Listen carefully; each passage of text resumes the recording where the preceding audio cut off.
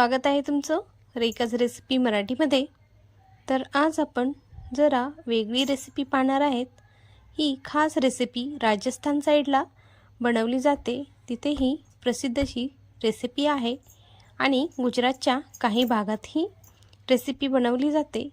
तुम्ही वडापाव, पाव वडा किंवा बटाटे वडा खूप वेळेस खाल्ला असेल, तर ही आज आपण जरा वेगळी अशी रेसिपी बनवणार आहेत। हा आहे मिरची वडा। तर चला आज आपण याची रेसिपी पाहूया। तर ह्यासाठी पुढील साहित्य घेतलं आहे।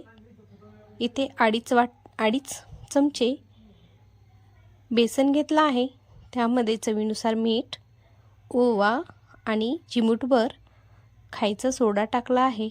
थोडं थोडं पाणी टाकून हे मिश्रण आपल्याला फेटून घ्यायचं आहे।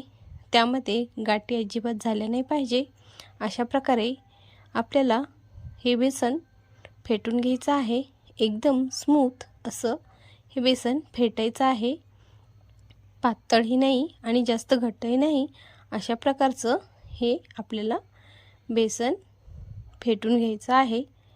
तर हे आपलं बेसन रेडी झालं आहे आणि हे भिजत ठेवूया। तोपर्यंत आता या मी भावनगरी मिरच्या घेतल्या आहेत, त्यामधल्या मी बिया काढून टाकल्या आहेत। तुम्हाला आवडत असेल तर तुम्ही तशाच ठेवू शकता। इथे मधून काप देऊन अशा प्रकारे ह्या मिरच्या मी कापून घेतल्या आहेत। ह्या मिरच्या तिखट नसतात आणि मोठ्या असतात आकाराने। तर इथे मी 3 बटाटे घेतले आहेत मॅश करून, त्यामध्ये धनेपूड, हिंग, आमचूर पावडर किंवा चाट मसाला, लाल मिरची पावडर, थोडंसं जिरं, गरम मसाला आणि हळद हे सर्व साहित्य मॅश केलेल्या बटाट्यामध्ये टाकून घ्यायचं आहे। त्यानंतर कोथिंबरी आणि मॅश करून लसणाच्या पाकळ्या टाकून घेऊन हा मसाला छान असा हातानं चुरून मिक्स करून घ्यायचा आहे। तर आणि वरून चवीनुसार मीठ घालून घ्यायचं आहे। तर अशा प्रकारे आपलं हे सारण तयार झालं आहे आणि हे जे काप दिलेले मिरच्या आहेत त्यामध्ये हे भरून घ्यायचं आहे। तर इथे मी सर्व मिरच्या भरून घेतल्या आहेत आणि एक्स्ट्राचा जो मसाला आहे तोही मिरचीच्या वरतून लावून घ्यायचा आहे।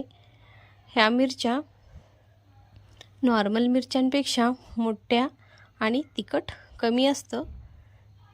तर आपल्या इकडे याला मोठ्या मिरच्या किंवा डब्बू मिरच्याही म्हणतात। अशा प्रकारे सर्व मिरच्या तयार झाल्या आहेत। आता मी कढईमध्ये तेल गरम करायला ठेवलं आहे। तेल छान असं गरम झाल्यावर मीडियम फ्लेमवर आपल्याला हे वडे तळून घ्यायचे आहेत। अशा प्रकारे मी बेसनामध्ये एक एक मिरच्या डुबवून त्यात तळून घेणार आहेत। तर पहा, ही मिरची आता मी तेल छान गरम झाल्यावर तेलात टाकून घेते आणि दोन दोन असे करून मीडियम फ्लेमवर हे मी वडे तळून घेणार आहेत। मधली मिरची तळली पाहिजे म्हणून मीडियम फ्लेमवरच तळायचं आहे, म्हणजे मधली मिरची कच्ची राहणार नाही, आतमध्ये छान वडा तळला जाईल। तर अशा प्रकारे छान असे सर्व वडे आपल्याला तळून घ्यायचे आहेत। ही तुम्हाला रेसिपी कशी वाटली ती नक्की सांगा आणि लाईक, शेअर आणि सबस्क्राईब करायला विसरू नका।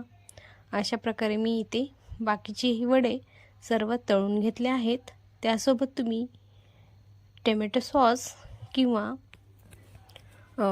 गूळ आणि चिंचेची चटणी ही तुम्ही यासोबत खाऊ शकता, तीही खूपच टेस्टी लागते। तर हे पहा, आपले छान अशी चिंच गुळाची चटणी आणि हे छान मिरची वडे तयार झाले आहेत। एक वडा तुम्हाला कापून दाखवते। तर किती छान असा आपला वडा गरमागरम तयार झाला आहे।